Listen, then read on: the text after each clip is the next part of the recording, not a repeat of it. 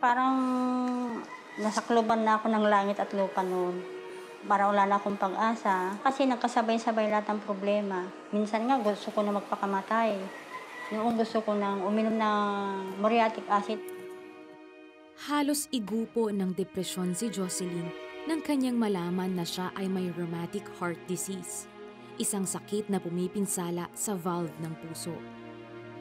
Parang wala na akong silbing tao eh. Wala na. Inutil na ako, wala na akong magawa. Lalong-lalo na pag nakikita ko yung mga anak ko noon na naglalaba. Iniiyakan ko sila kasi wala na akong magawa para sa kanila. Bukod sa kakulangan sa salapi, lalo pang lumala ang kanyang sitwasyon nang kanyang malaman na siya ay may bukol din sa dibdib. Kailangan maopera yung cyst ko sa breast. Hindi naman pumapayag yung cardio ko kasi kailangan mauna daw yung puso ko naman. Hindi ko na alam noon kung ano yung uunahin ko, yung puso o yung cyst. Ngunit sa gitna ng kanyang desperasyon ay may nasumpungang pag-asa si Jocelyn. Tapos minsan, yung kapitbahay ko, tapos sabi niya, hindi lang ikaw ang ganyan may problema. Manood ka sa 700 Club. Mas may makita ka doon na mas may malala sa sitwasyon mo.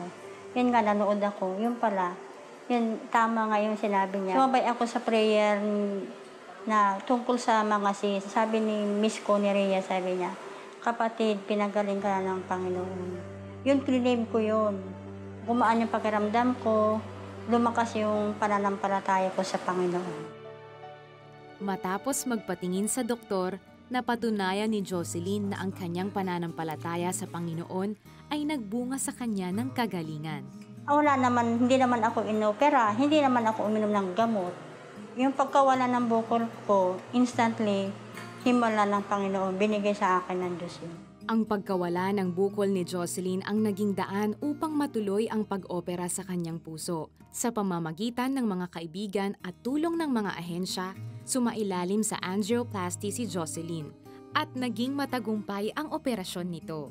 Kung noon iyak ako ng iyak, ngayon naman kagalakan, sobrang kagalakan ang nararanasan ko ngayon.